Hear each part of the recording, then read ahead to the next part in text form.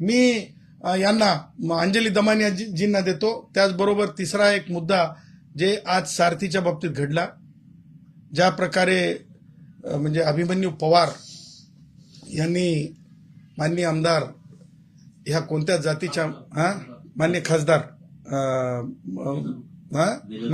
मेधाताई कुलकर्णी, बघा अभिमन्यूजी एक लक्षात ठेवा, महिला जी असती ना ती आहे ना ती सावित्रीची लेक असते, ती आहे ना आई जिजाऊची लेक असते.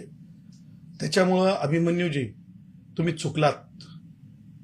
तुम्ही म्हणजे ज्याला म्हणतो ना आपण माफी मागितली पाहिजे, कारण आपण एका ब्राह्मण म्हणून एका खासदार कुलकर्णी ताईंचा अपमान केलेला नाही. तर लक्षात ठेवा, जातीच्या पलीकडे जाऊन विचार केला पाहिजे आणि कोणत्या रांगेत स्त्रीनं बसावं हे जर तुम्ही म्हणजे सारथीसारख्या विचार मंचावर येऊन तिथं जर तुम्ही ठरवत असाल तर आपल्या डोक्यामधली जी व्यवस्था आहे ती आणखीन व्यवस्था गेली नाही का? ही छत्रपती शिवाजी महाराजांना मान्य नव्हती. छत्रपती शिवाजी महाराज त्या विचारांचे नव्हते. त्याच्यामुळे सगळे राजाभिषेक सुद्धा तुम्ही बघून घेणं आवश्यक आहे अभिमन्यू पवारजी. आणि म्हणून मी आज अभिमन्यू पवारांचा म्हणजे मी आज निषेध करतो. त्यांनी माफी मागावी असं मी त्यांना आव्हान करतो. महिलांचा अपमान आहे, सार्वजनिक अपमान आहे, जिजाऊच्या लेकींचा अपमान आहे, सावित्री यांच्या लेकीचा अपमान आहे, मा रमाईच्या लेकींचा अपमान आहे, मा अहिल्यादेवी होळकरांच्या लेकींचा अपमान आहे. आणि तुम्हाला सांगतो ह्या अपमान असा महाराष्ट्र सहन करत नसते, हे देखील मी आपल्या माध्यमातून अधोरेखित करू इच्छितो. कसं आहे की सार्वजनिक आयुष्यामध्ये जी चूक त्यांनी त्या संस्थेच्या विचारमंचावर येऊन केलेली अभिमन्यू पवारांनी, त्याच्या बाबतीमध्ये त्यांनी चिंतनशील झालं पाहिजे सगळ्यात अगोदर. कारण ज्या प्रकारे डिस्क्रिमिनेटिव्ह ते बोलले त्यामुळे मला असं वाटतंय की भारतीय जनता पक्षाचे प्रमुख यांनी त्यांना समज द्यावी असं मी म्हणेल. कारण चव्हाणांनी त्या बाबतीमध्ये लक्ष घातलं पाहिजे आणि त्या बाबतीमध्ये त्यांना सांगितलं पाहिजे की असं महिलांच्या प्रती अपमानजनक आपल्याला बोलता येत नाही. संजय राऊतांनी एक आरोप केला आहे, राम मंदिरासाठी जे ठाकरे गटाकडून चांदीची वीट दिली गेली होती ते गायब झाल्याचा त्यांनी आरोप केला. बघा, संजय राऊतांच्या बाबतीत मला जास्त बोलायचं नाही, कारण संजय राऊतांच्या बाबतीत त्यांचं म्हणजे त्यांनाच माहीत ते काय बोलतात. त्यामुळं त्यांच्या मला वायफळ बडबड किंवा फार अधिक लांब त्यांना महत्त्व द्यायचं नाही आणि महाराष्ट्र त्यांना महत्त्व देत नाही. सगळ्यात महत्त्वाचं हेच आहे की प्रभू श्रीरामांचं मंदिर जे अयोध्यामध्ये झालं ते काँग्रेसांच्या काळात काँग्रेसांना कधीच न जमलेली गोष्ट होती आणि ते मोदीजींनी करून दाखवलं. 370 हटवून दाखवलं. त्याचबरोबर आता मला असं वाटतं की येणाऱ्या काळामध्ये युनिफॉर्म सिव्हिल कोड महाराष्ट्रासह सगळीकडे होईल.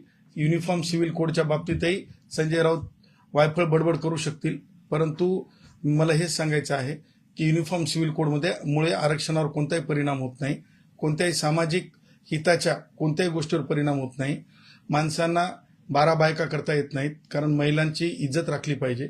स्वतःहून बहुपत्नीय होता येत नाही आणि त्यामुळं ह्या सगळ्या गोष्टी महत्त्वाच्या आहेत आणि त्यामुळं संजय राऊतांना मला वाटतं की फार जास्त मोठं करण्याचं काही कारण नाही. राज ठाकरेंनी काल संजय दिना पाटलांनी जे वक्तव्य केलं त्याच्यावर बोलताना असे म्हणाले की गँगस्टर पण बोलणार नाही, ते खासदार बोलतायत, बॉम्ब फोडेन, खून केलेत असं बोलतोय आणि तरी सुद्धा चौकशी होत नाही असा प्रश्न उपस्थित केला. 2 मुद्दे आहेत. आम्ही राज ठाकरेंनी मला तुम्ही सगळे माध्यमाचे पत्रकार तिथं होतात, राज ठाकरेंनी संजय दिना पाटीलचं नाव घेतलं का? नाव न घेता अप्राधिकपणे खासदार म्हणून बोललेत. लक्षात घ्या, जे मला माहिती मिळते फक्त नाव न घेता अप्राधिकपणे बोललेत. मला असं म्हणणं आहे की डायरेक्ट बोलायला पाहिजे, डॅशिंग बोलायला पाहिजे, कायदेशीर बोलायला पाहिजे, डंके की चोट पे बोलायला पाहिजे. राखून का बोललात तुम्ही? राखून का बोलताय तुम्ही? सांगा ना. संजय दिना पाटील यांच्याकडे जर 5 खुनाची माहिती असेल तर त्या बाबतीमध्ये तातडीनं त्यांच्या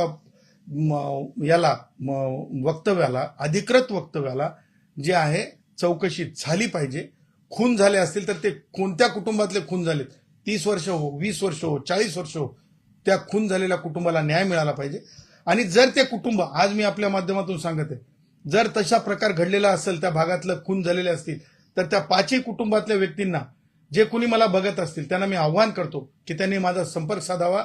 मी असेल, जयश्री पाटील जे असतील, आम्ही त्या खुनाला न्याय द्यायचा प्रयत्न करू. आणि राज ठाकरेंनी सुद्धा थेट म्हणलं पाहिजे, नेट म्हणलं पाहिजे, खून आहे तर राज ठाकरेंनी तक्रार दिली पाहिजे.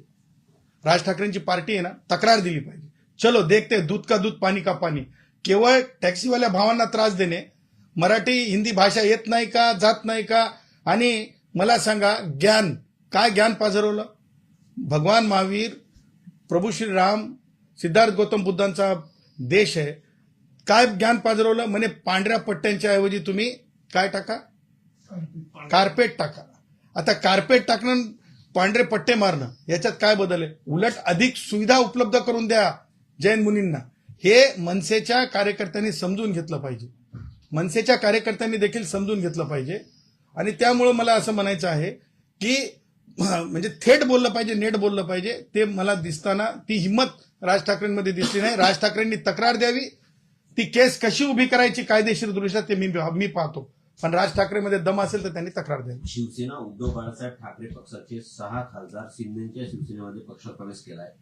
पक्षप्रवेशाच्या अगोदरच उद्धव ठाकरेंनी एक घोषणा केली होती की हे जे 6 बंडखोर खासदार आहेत त्यांच्या मतदारसंघात जाऊन लोकांमध्ये जनजागृती करावं किंवा